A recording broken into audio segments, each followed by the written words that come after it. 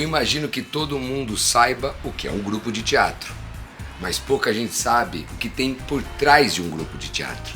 E isso tudo aqui é algo que tem por trás de um grupo de teatro. Cada peça montada, cada espetáculo montado é um baú desse, é uma escada daquela, é uma madeira daquela, uma cadeira, coisas pitorescas, coisas maravilhosas. Então de repente aparece um pato de borracha, uma tampa de um caixão funerário, muletas, tudo que tem por trás de um grande espetáculo. Então você imagina que quando você vê aquele espetáculo, para onde vai todo o cenário, todo o figurino, e numa cidade como São Paulo, que o espaço é reduzido, é muito difícil manter isso. E graças a esse cara aqui, o grupo Parlapatões manteve tudo. E ele vai contar um pouco da história agora para vocês. Gostou, né? Pediu sério, eu faço sério. Ele fez sério locutor, né? Hoje o Tadeu de manhã estava falando, enquanto a gente arrumava as coisas, que isso aqui é uma transição de um outro começo. A gente tinha um galpão muito grande, que foi o Galpão Parlapatões, que era na Lapa, onde a gente tinha um grande espaço de ensaio, de treinamento de circo e de guarda de material.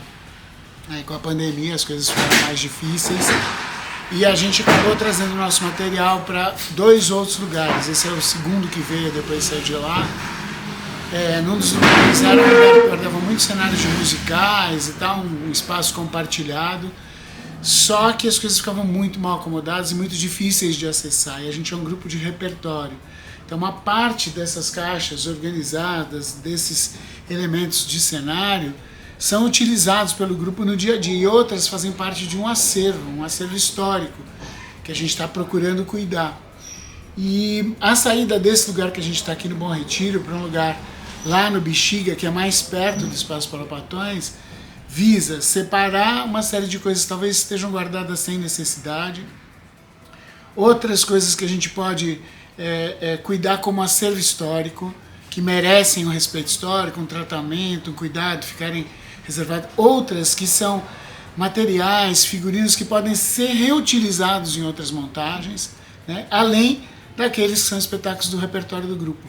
Então, nesse sentido, a gente está fazendo uma mudança em pedaços, aos poucos, com caminhões pequenos, para a gente ter tempo de organizar aqui o que vai sair, definir o que fica e chegar lá e já dar uma primeira organizada. Os figurinos, por exemplo, já estão lá na frente hoje, já todos em araras, para serem separados em 3 quartos que tem lá, quartos menores, com as araras já tematicamente por espetáculo, o que é acervo histórico, o que é realmente figurino que vai ser reaproveitado para outras montagens, e também separar alguns elementos para doação, que não tem possibilidade de ser reutilizado, pode servir para outras companhias ou até para uso pessoal, né, como um brechó. Então a gente está estudando isso ainda, e esse é o processo que a gente está vivendo nesse momento.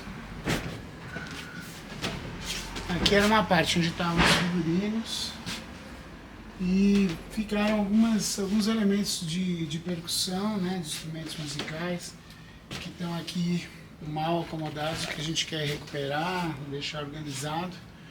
E tem algo que parece um contrabaixo e é para parecer cenográfico, que era do Reis do Riso. E essa é uma peça histórica, porque a gente fez um espetáculo com a Banda Sinfônica do Estado de São Paulo e foi feito esse contrabaixo falso, porque numa hora a orquestra desafinava, interrompia a música e de dentro saía o nosso incrível Hélio Potts, um ator de baixa estatura, um anão, como se diz, e era uma farra imensa nesse espetáculo.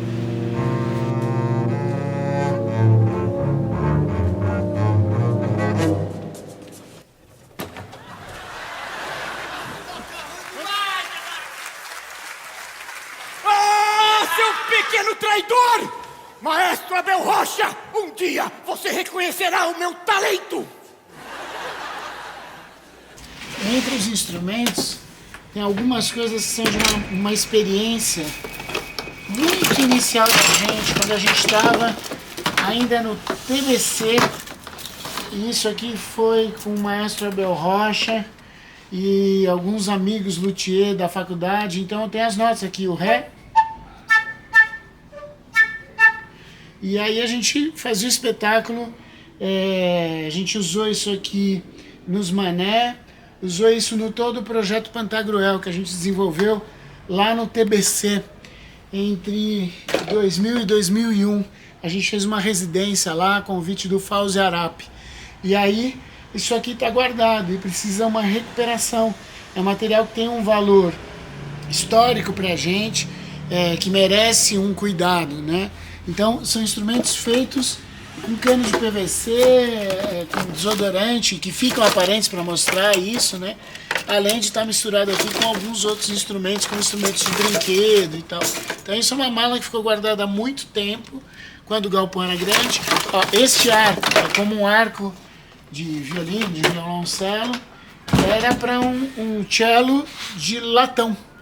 Então ele tinha um cabo como se fosse um cabo um pouco mais grosso de vassoura, um cabo de enxada assim, preso num latão com as cordas, né? E isso era tocado no espetáculo Poemas Feceninos. Em todo o projeto Pantagruel a gente trabalhou com a ideia, na direção musical do Abel Rocha, de trabalhar instrumentos artesanais, porque tem muito a ver com a essência dos excêntricos musicais. Os excêntricos musicais são os palhaços de circo que sabem tocar algum instrumento.